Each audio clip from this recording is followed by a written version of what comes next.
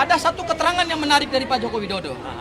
Beliau dalam berita acara pemeriksaan mengatakan bahwa beliau hanya mengakui ijazah analog.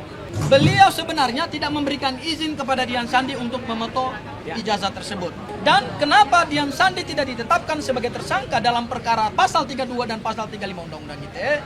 Yang pertama, ini adalah dokumen kesimpulan yang tadi kami sampaikan ke Hakim pra Peradilan. Ya, setebal 41 halaman. Kesimpulan ini merangkum semua fakta-fakta persidangan selama proses pra peradilan. Dan di dalam kesimpulan ini ada beberapa hal dan bahkan juga menjadi fakta persidangan. Ada beberapa hal yang menarik, Mas Roy. Yang pertama, terbukti bahwa ijazah Pak Jokowi bentuknya adalah ijazah analog. Dan kemarin pada saat pemeriksaan alat bukti termohon, ada satu BAP krusial dan satu BAP kunci yang juga dihadirkan sebagai alat bukti, yaitu BAP dari Pak Joko Widodo. Dan saya salah satu anggota tim kuasa hukum yang membaca BAP Pak Joko Widodo.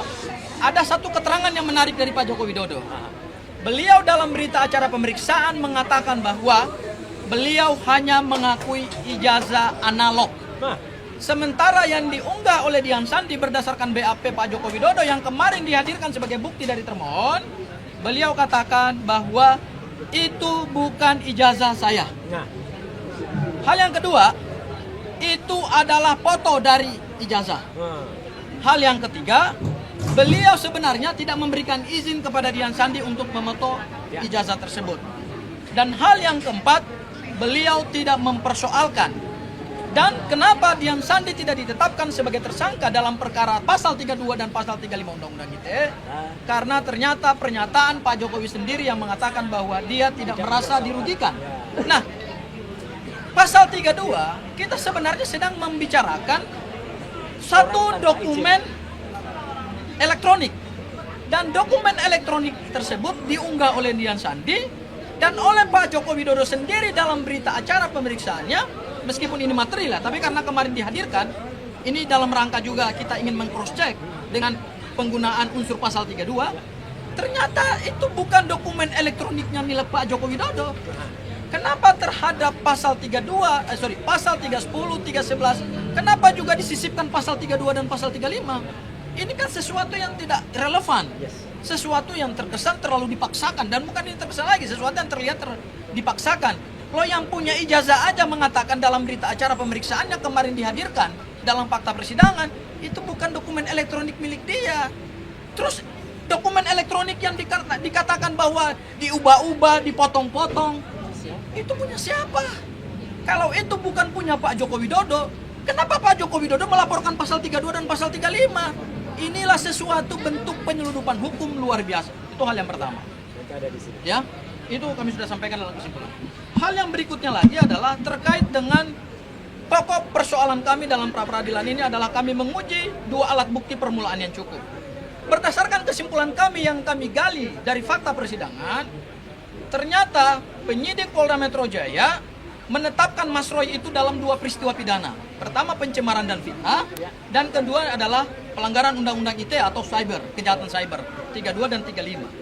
Ternyata alat bukti surat dan saksi ini dicampur aduk. Saksi-saksi untuk kejahatan pencemaran nama baik dan fitnah seolah-olah dianggap juga memenuhi syarat untuk pasal 32 dan pasal 35. Dan satu lagi untuk bukti surat misalnya. Berdasarkan daftar alat bukti yang dihadirkan oleh penyidik Polda Metro Jaya dan jaksa penuntut umum selaku termohon, ternyata ada 712 alat bukti surat. Dan semua alat bukti surat itu berkenaan dengan proses politiknya Pak Jokowi. Dan kemudian ada yang berhubungan dengan pendidikannya Pak Jokowi. Tidak ada satupun bukti elektronik yang disita sebagai barang bukti maupun alat bukti yang berkenaan dengan penggunaan pasal 32 dan pasal 35. Terus dari mana bukti permulaan surat dokumen elektroniknya itu? Ini kan sesuatu yang gaib, sesuatu yang naif gitu. Mudah-mudahan, Mas Roy, memang ini alot ya. Saya kira ini alot. Dan permohonan pra peradilan yang kami kedua ini memang sangat alot sekali. Kenapa? Karena kita bicara soal pokok perkara, ya. Meskipun bedanya sangat tipis sekali antara membicarakan pokok perkara dan kemudian membicarakan aspek formil. Tapi kami sungguh yakin mudah-mudahan hakim dengan kecerdasannya, karena asasnya adalah ius curianovit, yaitu kita serahkan pada hakim karena hakim tahu hukum.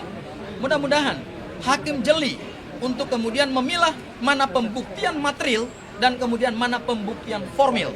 Karena berdasarkan ahli yang kemarin dihadirkan oleh Polda Metro Jaya, ahli justru tidak mampu menguraikan apa yang disebut dengan bukti surat atau alat surat dokumen elektronik dalam konteks pengenaan pasal 32 dan pasal 35 Undang-Undang ITE. Dan kemarin juga tidak ada satupun saksi yang juga dihadirkan oleh Polda Metro Jaya. Mudah-mudahan ini adalah celah di mana permohonan pra-peradilan kami bisa dikabulkan sebagaimana pra-peradilan kami yang pertama. Dan Mas Roy, tidak mendahului Bang Refli juga, saya ingin men-spill dikit aja bahwa kemarin kami juga sudah mendaftarkan permohonan pra-peradilan yang ketiga, sudah keluar nomor registrasi perkaranya, sudah ditunjuk hakim tunggal pra-peradilannya, sudah keluar juga jadwal persidangan pra-peradilan ketiga. Terkait dengan apa, saya belum bisa menyatakan. Mungkin nanti secara resmi akan disampaikan oleh Bang Refli Harun pada saatnya nanti waktu yang tepat. Tapi intinya kami juga sudah memohonkan permohonan pra-peradilan yang ketiga dan ini tidak nebis in idem. Ya, mungkin itu saja dari saya Mas Roy. Selanjutnya saya serahkan kepada Mas Refli dulu. Kalau Bang Refli mau menambahkan silakan. Ya, kawan-kawan sekalian, tadi kita juga menyaksikan sidang Dr. Tifa di PN Jakarta Timur. Dan ada beberapa hal yang sebenarnya menarik untuk dibahas ya. Saya mau spill dua saja mengenai bahwa ada pidana umum dan ada pidana delik aduan. Dan katanya kalau pidana umum itu ya walaupun misalnya restoratif justice dan lain sebagainya, maka pidana umumnya tetap jalan.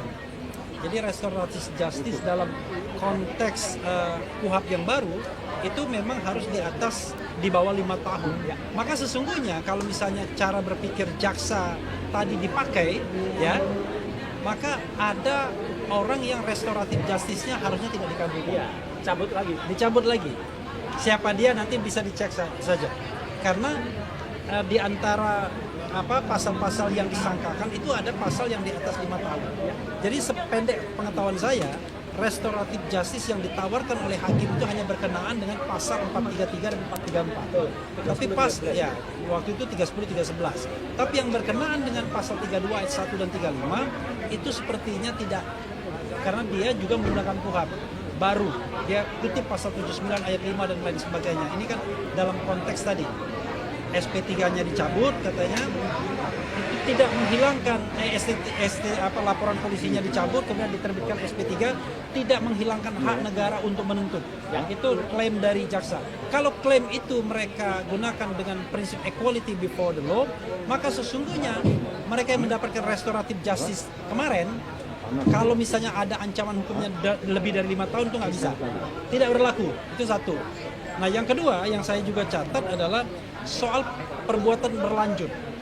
Ini kan jadi dilematis. Misalnya Dr. Tifa dikatakan karena kontennya itu masih ada. Kontennya masih ada dan kemudian masih berlanjut katanya. Masih bisa diakses orang. Pertanyaan saya adalah seandainya Mas Roy atau Dr. Tifa menutup konten itu misalnya, kalau dia punya akses sendiri, apakah kemudian akan tidak dikatakan menghilangkan barang bukti? Jadi aneh kan jadinya. Ya kan? Jadi kalau begitu, maju kena mundur kena dong. Nah sekarang ada satu spekulasi yang kita harus jaga sama-sama.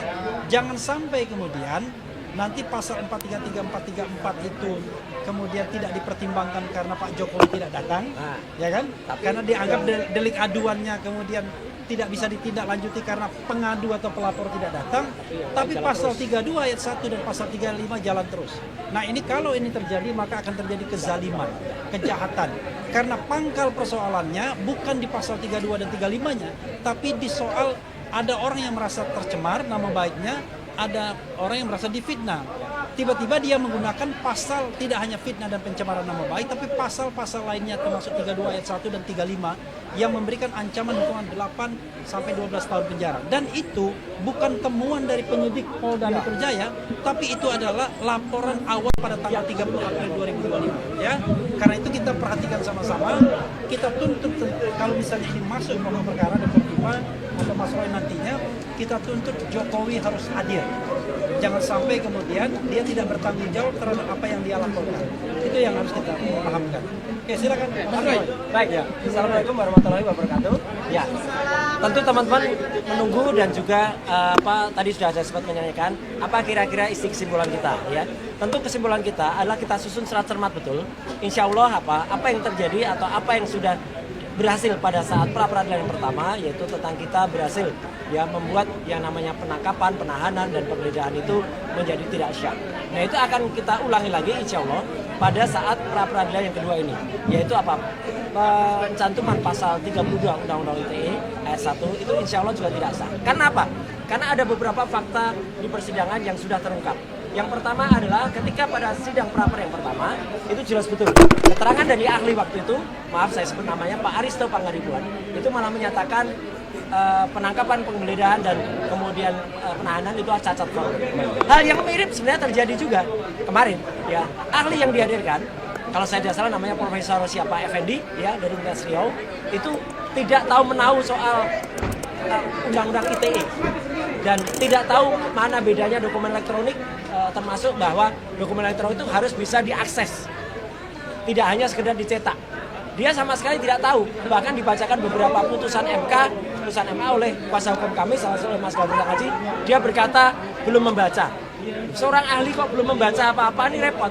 Bahkan dia mengatakan keterangan dia bisa jalan terus tanpa ada saksi. Ini fatal banget. Harus ada saksi fakta yang kemudian melihat saya melakukan tindakan yang melanggar Undang-Undang nomor 32 ya, Undang-Undang nomor 11 tahun 2008 khususnya di pasal 32 itu yang saya merusak.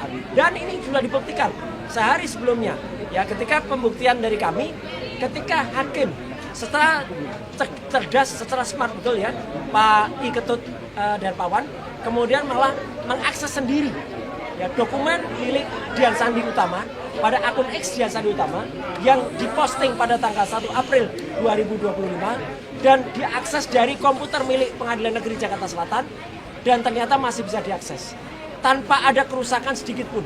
Artinya ini sudah 180 derajat membantah ya pasal 32. Karena pasal 32 itu adalah kalau saya mengakses data itu, kemudian saya membuat kerusakan di data itu, apalagi kalau saya mencuri, kemudian mengunggahnya kembali. Fakta yang lain, saya tidak punya akun untuk melakukan itu. Apa yang kita lakukan adalah melakukan analisis. Dan analisis itu dilakukan bukan di podcast saya, bukan di akun saya, tapi justru di media massa. Ya, milik televisi, yang itu harusnya juga diperiksanya kena dengan harus melewati undang-undang pokok pers dulu atau misalnya undang-undang penyiaran terlebih dahulu. Nah, yang terakhir yang ingin saya sampaikan, satu fakta menarik, saya juga sudah bersama dengan Mas Gafur, kita juga meneliti, alhamdulillah kami sudah membaca berkas-berkas yang kami terima secara resmi, berkas dakwanya, dan di situ sudah ada keterangan dari Dian Sandi juga, ya, yang sempat diambilkan. Dan ternyata, nah ini yang menarik, di situ terungkap bahwa Dian Sandi bukan satu-satunya yang mengupload itu. Dian Sandi bukan satu-satunya yang mengupload ijazahnya Jokowi. Ya, kalau itu tidak diakui oleh Jokowi, berarti sebenarnya itu adalah ijazah yang sudah diumbar ke publik. Ada 4 sebenarnya, tapi yang lain men-take down. Tinggal punyanya Dian Sandi. Dan Jokowi tidak pernah melakukan show atau tidak pernah menggugat Dian Sandi. Meskipun kabarnya Dian Sandi sowan ke Jokowi memohon maaf. Mohon maaf, dalam Undang-Undang ITE itu tetap tidak mengurangi pasalnya. Mau dia mohon maaf, mau dia kemudian mengklarifikasi, tetap namanya mencuri. Ibaratnya mencuri. Saya mencuri data dari Bang Gafur. Saya minta maaf, tapi kan datanya sudah sempat di saya. Sudah sempat juga mungkin disebar ke orang. Sudah sempat ada banyak mendownload. Dan per hari ini, Dian Sandi itu di-download atau jadi unduh sebanyak hampir 9 juta. Jadi artinya, kenapa ada memilih satu orang di antara 9 juta itu, yang kemudian saya pun bisa dibuktikan tidak ada akses saya langsung terhadap datanya Dian Sandi karena saya nggak punya akun. Saya nggak punya akun X. Saya hanya menyatakan itu dari media massa. Orang yang membaca melalui media massa dan apalagi itu adalah data publik sesuai dengan apa yang sudah disampaikan penelitian oleh Pak Bonatua dan kawan-kawan termasuk juga Bonjol. Jadi artinya dengan adanya fakta-fakta ini termasuk fakta-fakta persidangan ahli dan tidak ada saksi di pra-peradilan yang kedua, kami mohonkan kepada hakim tunggal itu untuk menggunakan benar-benar pikiran dan kebijakannya, karena hakim itu kalau sudah menyampaikan putusan itu adalah putusan yang harus diikuti oleh semua pihak, dan moga-moga itu akan menjadi keputusan yang terbaik pada hari Senin tanggal 20 Juli tahun 2026 jam 1 siang. Dan sedikit saya tambahkan, kami juga sudah kemarin kami sudah memasukkan pada hari Kamis permohonan pra peradilan yang ketiga, dan pra peradilan yang ketiga ini insya Allah kalau itu insya Allah akan juga kita memperoleh hasil yang sama seperti pra peradilan yang pertama. Kenapa? Saya nggak bisa bocorkan apa permintaan kita, tapi permintaan kita tuh ada hubungannya memang dengan pra peradilan yang pertama. Tentu teman-teman bisa melihat itu. Jadi moga-moga kasus ini segera bisa kita menangkan dengan baik dan tidak perlu ada pengganggu-pengganggu lagi, ya. Pengganggu yang kemudian merecokin sidang ini, termasuk seperti sidang pertama ada penyusup yang datang, kemudian tidak perlu lagi ada orang yang ikut. Sebenarnya yang melaporkan selain Pak Jokowi itu kan ada Lecemanan, ada Maret Samuel Sweker, dan ada juga Adi Kurniawan. Itu pun sudah tidak jalan lagi, sudah gugur. Jadi kalau sudah gugur, mereka nggak bisa lagi kemudian datang dan kemudian juga untuk mengaku-ngaku, oh saya kuasa hukum ini, kuasa hukum ini. Anggap saja kafilah berlalu. Nah, kafilah berlalu kalau kemarin kaosnya hitam, sekarang kaosnya putih. Gitu aja. Kabeh, ya gitu. Kabeh, kafilah berlalu. Sekian, terima kasih. Wassalamualaikum warahmatullahi wabarakatuh. Sedikit Mas Roy dan Mas Refli boleh ditambah. Hari ini kan ada yang melaporkan Mas Roy ke Polres Jaksel. Apa itu? Ijazah ya, gitu. Ini mungkin seperti apa? Ijazahnya siapa? Mas Roy. Ijazah saya? Iya, di Bagus. Jaksel. Gimana Mas Roy? Bagus. Jadi kalau laporkan ijazah saya, berarti dia sama itu mungkin si yang mau membakar Kejati itu. Siapa yang melaporkan? Bagus. Bagus. Jadi kemarin mungkin teman-teman sudah tahu kan? Jadi artinya apa? Saya kemarin sudah berhasil juga, ya. Jadi cerah jelas. Ini ijazah asli saya. Kopi. Itu resmi. Ya? Ini kopi dari asli. Ya, yang kemarin yang asli saya bawa. Kemarin fresh betul dari UNJ. Jadi artinya sah resmi Universitas Negeri Jakarta sudah kemudian menyerahkan dan tidak ada kesalahan apapun. Karena saya hanya mungkin kalau dikatakan salah nggak salah. Saya hanya kemudian baru mengambil ijazah kemarin.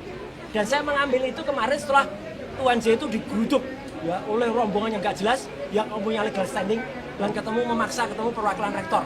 Ya, dan saya diterima oleh wakil rektor kemarin dan beberapa profesor, dan itu nanti ada rekamannya semua apa yang kita obrolkan kemarin. Jadi kita tunggu saja ya apa yang dilaporkan itu, dan maka konsekuensinya adalah mereka yang melaporkan kalau tidak terbukti harus tanggung jawab. Dan sekali lagi ini saya tunjukkan, kemarin mungkin belum saya tunjukkan. Anda bisa baca berapa IP kumulatif saya, 3,86, dan tidak ada nilai lain selain A dan B. B saya hanya 2 dibandingkan dengan keseluruhannya A. Ya, saya IPK-nya bukan 2, tapi 3,86, dan itu predikatnya adalah sangat memuaskan. Jadi clear ya. Jadi nggak apa-apa, Bill, silakan laporkan. Dan kalau Anda tidak cabut laporan itu nggak apa-apa. Saya justru akan melakukan juga upaya hukum yang lain. Ya, gitu. Itu saya kira ya. Itu siapa mungkin Mas Roy kenal nggak? Apa? Dengan Bill itu siapa? Ya kalau Bill yang sesuai yang saya kenal adalah orang yang pertama kali justru membuat ricuk ini, yaitu namanya Taufik Bilfakih, Ketua Harian Ceboker Nusantara, ya, dan dia bekerjasama dengan orang namanya Richard Hutajulu. Richard Hutajulu yang pertama kali dia mungkin terlalu iseng, dan nanti akan kita ungkap. Saya bersama seorang podcaster terkenal, saya nanti akan podcast. Richard Hutajulu itu sudah punya mensrea, sudah punya niat buruk, karena insya Allah saksi saya akan mengatakan Richard itu pernah bilang kepada teman saya ini bahwa dia akan membuat gaduh suasana ini, bahkan akan melakukan sesuatu ya terhadap saya. Nah, bahkan dia niatnya buruk banget. Nanti akan ada, saya nggak boleh mendahului ya. Itu aja ya. Mas Roy itu teman sedikit. Apa ya? Ya. Terkait dengan laporan terhadap Mas Roy dalam dugaan mungkin ijazah palsu. Ya. Karena kalau berhubungan dengan ijazah itu cuma satu dugaannya, Ya, tahu. yaitu adalah dugaan tindak pidana pemalsuan dokumen. Sementara dokumen yang dimiliki oleh Mas Roy ini adalah dokumen yang sah, didapatkan dengan proses akademik yang sah. Nah, saya sebenarnya mengharapkan kepada yang melaporkan, kalau bisa pikirkanlah langkah tersebut. karena tentu akan berdampak hukum. Ya, luar ini biasa. dia mau Ya. curang. Dia mau curang supaya dia laporkan, dia laporkan dulu. Tapi nggak apa-apa, itu gampang, Oke. gampang mematahkannya. Oke. Mungkin Pak Remil Atau kemudian yang kedua Mas Roy begini, Ya. atas laporan tersebut tentu kami sebagai tim kuasa hukumnya Mas Roy kalau memang dipaksakan naik terus ya sudah akan kami hadapi. Oh, iya. Dan tentu untuk membela kepentingan hukumnya Mas Roy di bawah koordinator Bang RH, tentu kami akan juga mengambil langkah-langkah. Ya. Begitu ya Bang RH Kita ya. tunggu pasal di apa, dan pasal nggak boleh dilaporkan balik adalah kalau pasalnya adalah sama. Tapi kalau pasalnya berbeda atau apa, tentu kita akan bisa laporkan. Oke, Mas. Mantap. Ada tambahan? Cukup ya? Ya, cukup ya, cukup ya. Oke, terima kasih ya. Sama Bang Refli tadi sih.